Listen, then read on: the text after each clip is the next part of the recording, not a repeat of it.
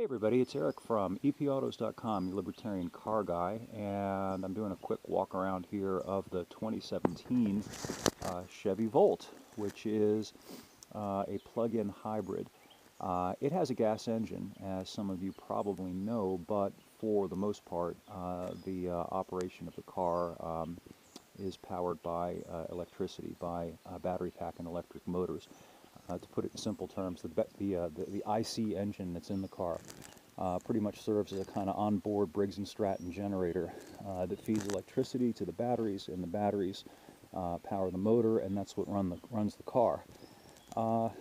Some of you will be surprised to hear me say this, but I don't loathe this thing.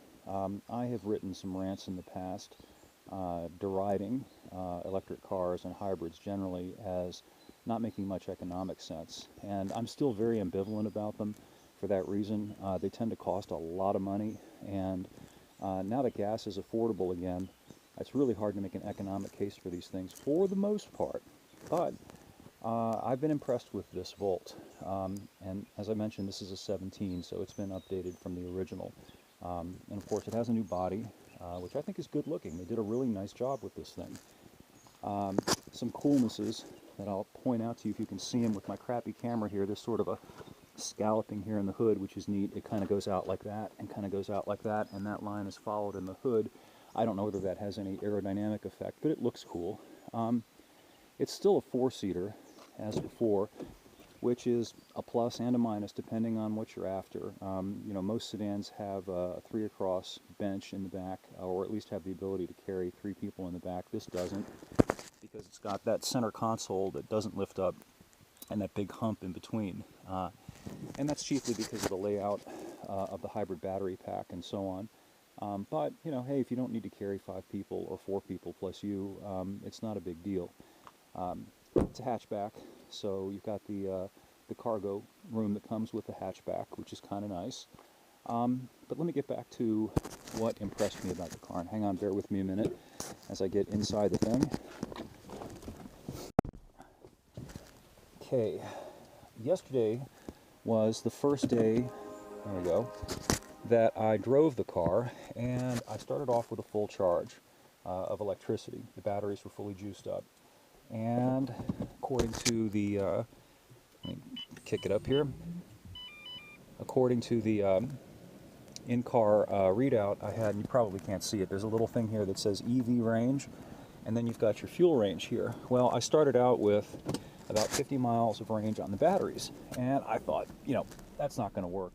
Last time I had a Volt, which was I guess about 2 years ago, I got about 30 miles out of the thing before the batteries went dry, and at that point the gas engine comes on. And in this car, it's different from most hybrids in that the gas engine chiefly exists to power just the battery pack.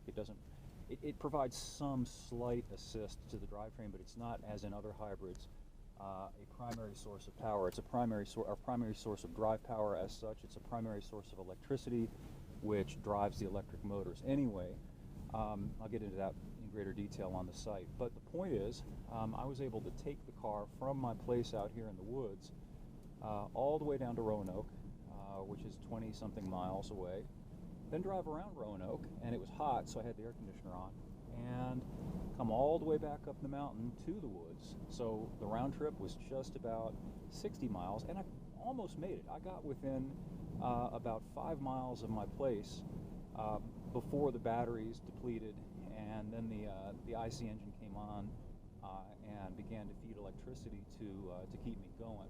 But I was pretty impressed by that, because that's a long trip. You know, in terms of a single trip, it's a longer trip than most people would take in their daily commute. You know, close to 60 miles, and it got me to thinking, if you had a commuter trip of, say, 20 miles one way or less, and most people, I think, commute less than 20 miles one way, it's very likely you would be able to get to your destination entirely on the batteries, and assuming you had a place to plug in while you're at work, you could plug the car in, and you could come out afterward at the end of the day, and your battery would be fully charged, and you could make it home, again, entirely on the batteries without having burned any gas at all. And that's pretty cool. And if you could do that regularly, basically you'd have no fuel bills to speak of. You'd have some electricity bills, and I'll get into that in a minute, but your gas bills would be nil. And that is kind of compelling. You know, I'm happy right now that gas is about $2 a gallon in my area, but who knows? 6 months from now, a year from now, it could be back up to $4. And for somebody like myself who lives way out here in the woods and has to drive 20, 30 miles to get anywhere, when gas is $4 a gallon, you start to bleed money. So having a car like this could make a lot of sense. Now, the thing also that impressed me is that while it's expensive, it's almost justifiable in that, let's say you spend, I don't know what this thing is exactly, but about $35,000, give or take, for this car. You drive it for, I don't know, 8 years, let's say, 8, 9 years without having paid a cent for gas or very little for gas. And you pretty much are definitely going to make up your money. Let's say you spend $2,500 a year on gas, which is probably about what most people spend. You know, you work that out over 8 years, and it winds up being a pretty sizable amount of money. So potentially this thing makes sense because you actually can operate this thing for a decent distance on just the batteries. I have also this week got a BMW 330e, which is a neat car. But it hasn't got the range that this thing has on electricity. It'll go about 15, maybe 20 miles if you're lucky. And that is a decent range too, but it's definitely not enough for me to go down the mountain and back on just the batteries. Plus, of course, it's a BMW 3, and it costs about $46,000, so it's, you know, at least $10,000 more expensive than this thing. Of course, you know, in defense of the BMW 3, it's a BMW 3, and you know, you're getting a BMW 3, but this isn't by any means an El Cheapo special. This is a really nicely equipped car. It's got heated seats. It's got a good stereo. It's comfortable. I don't hate it. Shocking. I guess the chief problem continues to be, though, that they are fairly expensive relative to what you might pay for, yeah, you know, a current Honda Civic or something like that you could pick up for around 20-something thousand, 23, 24,000, that gets 40-something miles per gallon. But still, potentially, this thing could use no gas at all. And unlike the Tesla and other pure electric cars, which to me are functionally absurd because if you happen to need to go anywhere beyond the car's range, you are stuck because you have to plug in. This thing, if you decide that you want to jump in it and go for a 300-mile drive somewhere, you can. Because the gas engine is here and it will continue to provide electricity for as long as you need it to. You could drive across the country in this thing if you wanted to. Fuel economy on just the gas engine is decent. I find that it's in the mid-30s on average, which is pretty good. That's right up there with the current crop, pick of the crop in terms of economy cars. So no complaints. Anyway, I'm going to have a rant about this up on the site at some point over the next day or two.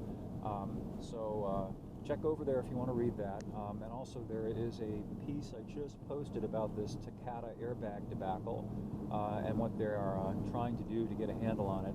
And that's all I've got for now, and thanks for viewing, and we will catch up with you next time.